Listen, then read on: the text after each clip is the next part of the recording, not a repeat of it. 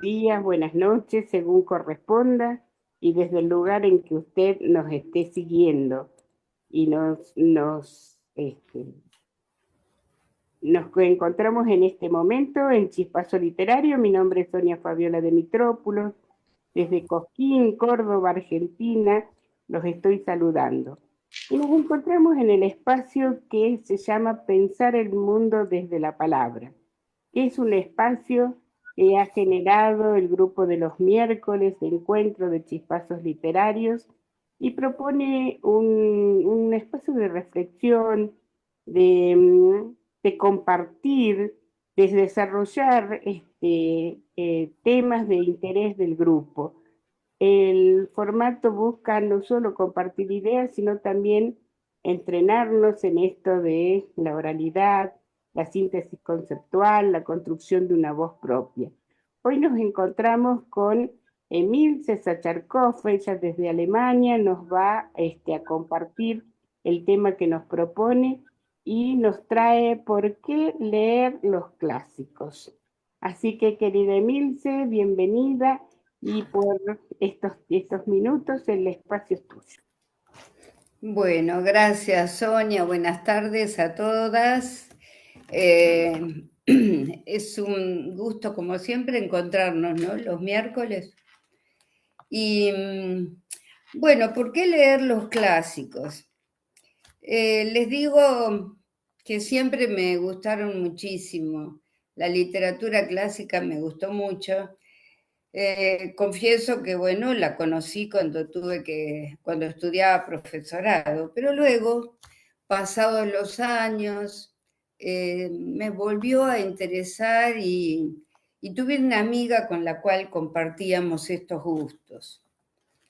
Y un día me dice, encontré este libro, a ver qué te parece, y es este de Ítalo Calvino, ¿por qué leer los clásicos? Ya tiene un montón de años este libro, pero se ha convertido también en un clásico.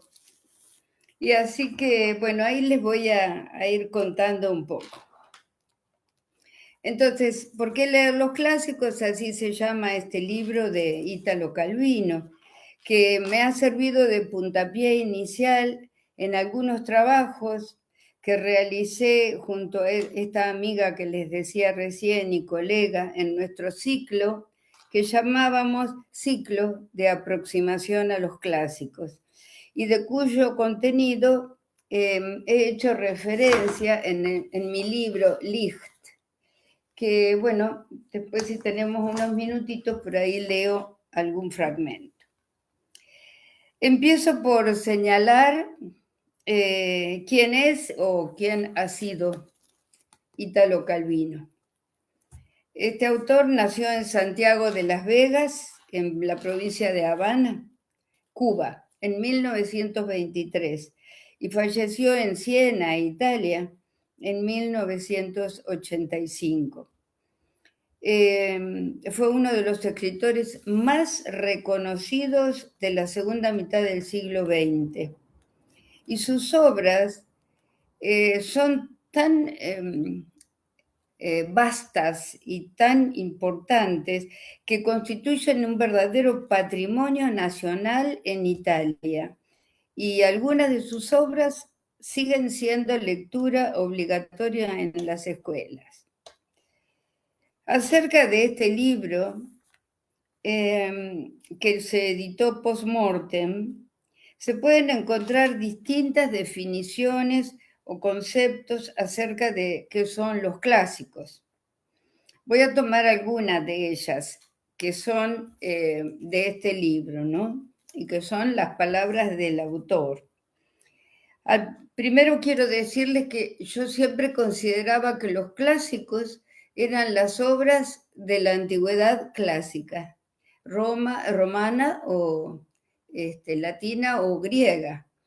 Sin embargo, él redefine el concepto y nos hace ver que clásicos pueden ser otros libros que, sin llegar a tener una antigüedad tan importante, tienen una vigencia preponderante, no solo en los demás, sino para mí, para cada uno de nosotros. Se constituye en un libro realmente leído y vuelto a leer, y se lo considera como un libro clásico, ¿no? Lo que uno elige. Pero vamos a las definiciones. Una de las definiciones que saqué del libro: los clásicos son esos libros de los cuales suele oírse decir estoy releyendo los clásicos, y nunca se dice estoy leyendo los clásicos. Aquí propone que ese prefijo releyendo, puesto en boca de quienes tienen vergüenza de decir que nunca han leído un libro famoso o un libro de estos tan reconocidos. Y a ese respecto nombra, por ejemplo, a Herodoto, a Tucídides, a Balzac, a Émile Zola, etc. Luego dice: los clásicos son libros que ejercen una influencia particular, ya sea cuando se imponen por inolvidables, ya sea cuando se esconden en los pliegues de la memoria, mimetizándose con el inconsciente colectivo o individual. Dice asimismo: un clásico es un libro que nunca termina de decir lo que tiene que decir. Debo reconocer que es una de las definiciones que más me gustan. Un clásico es un libro que nunca termina de decir lo que se tiene que decir.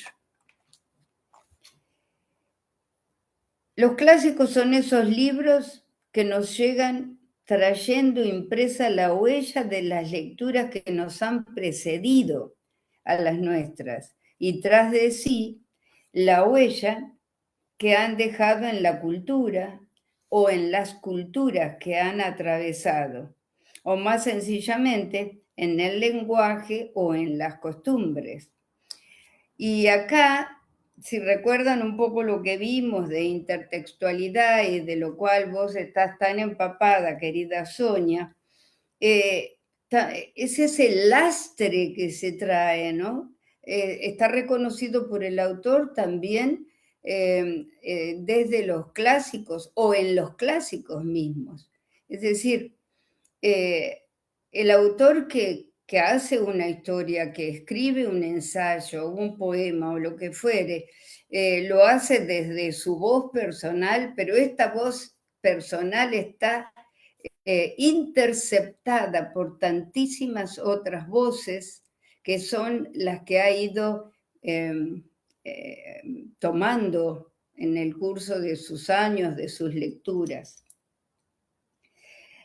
Y fíjense cómo se dan las cosas, ¿no?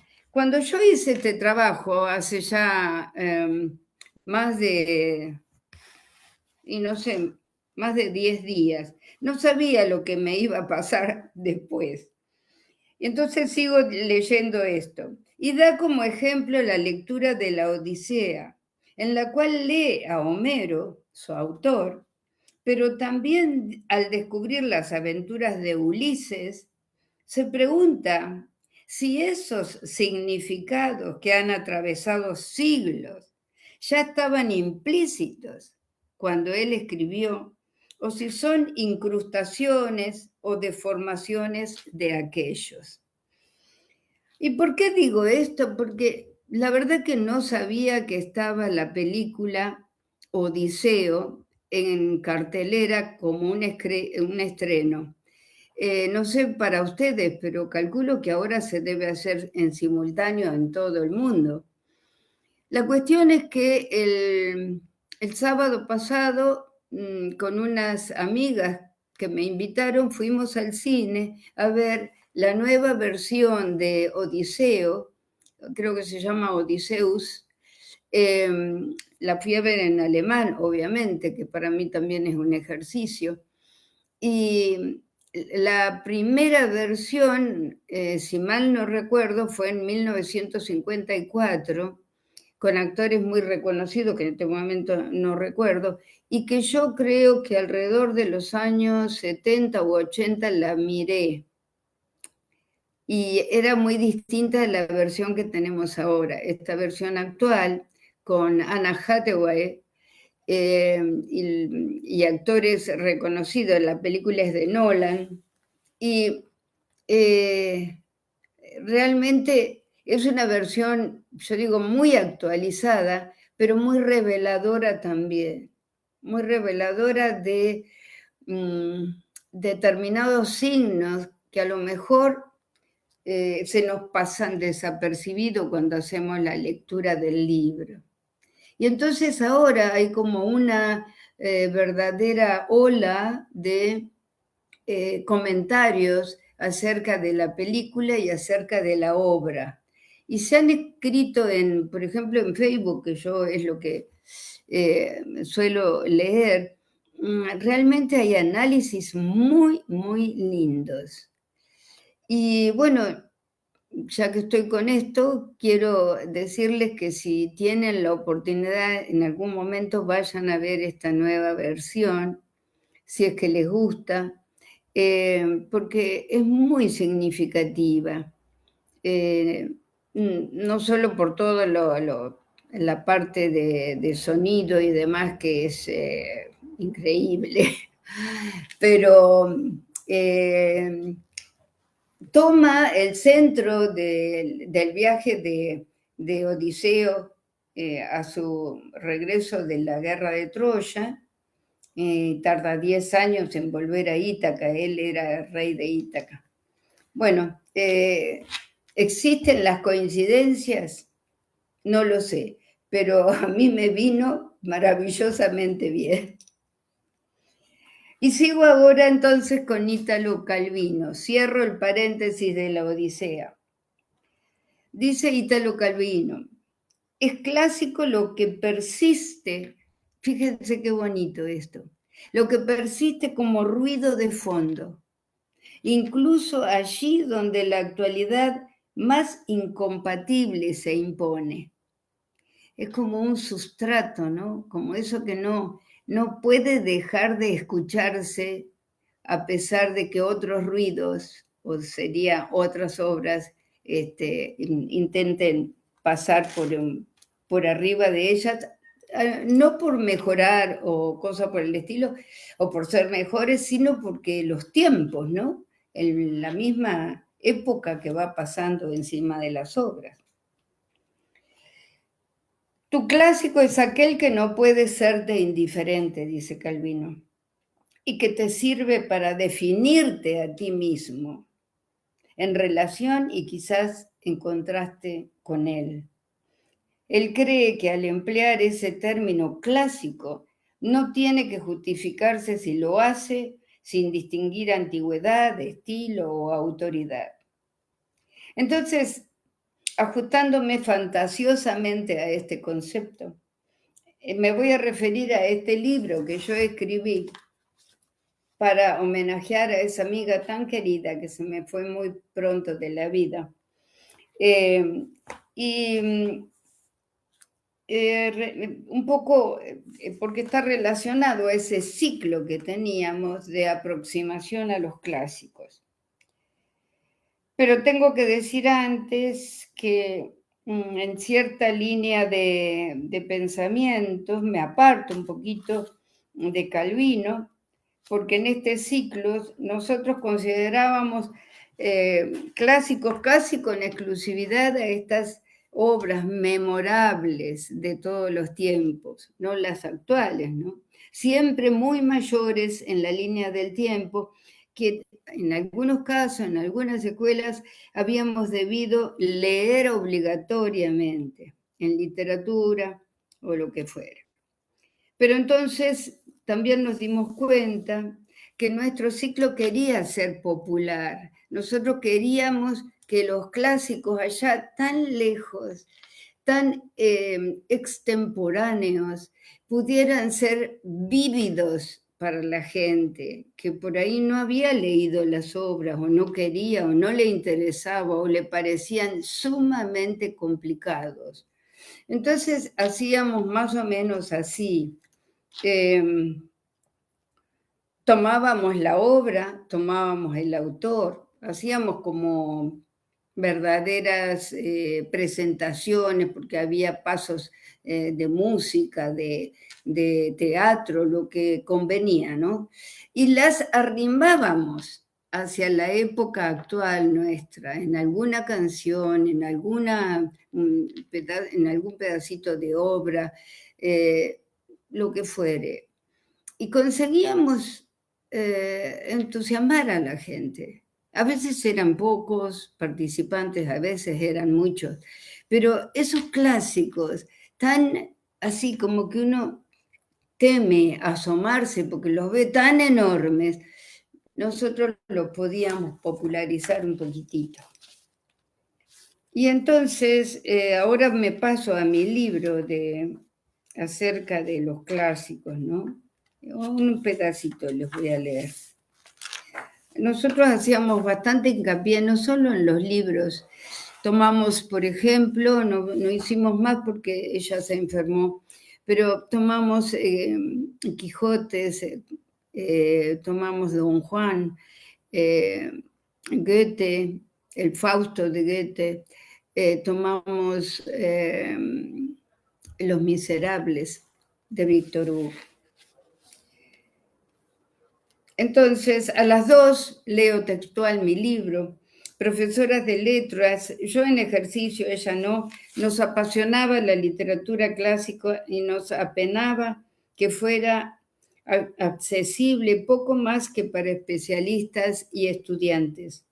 Creíamos en su vigencia y nos sentíamos con ganas de hacer algo para ayornarla, para que se viera más fácil su lectura.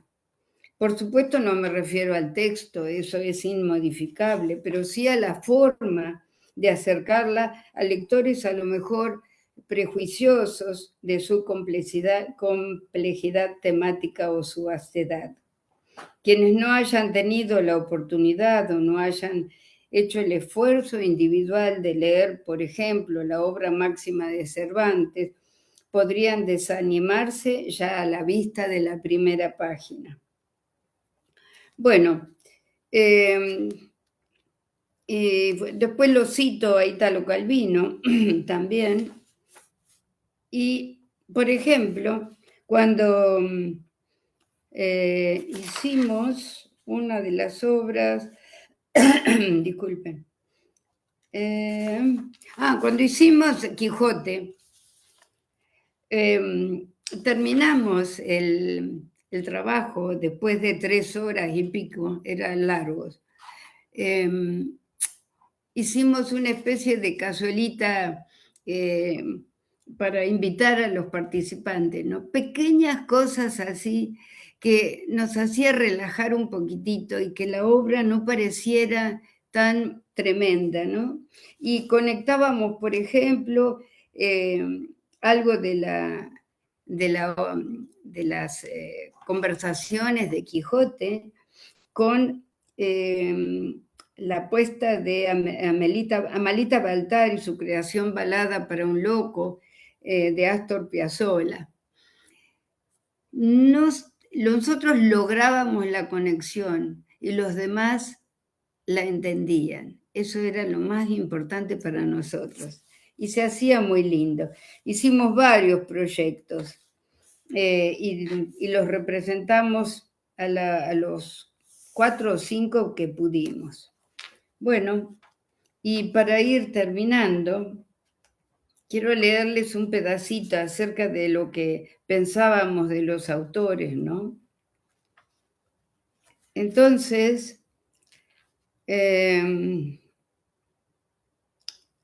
estoy citando a otro autor en otro momento de mi libro, y yo digo que con los autores, ¿no?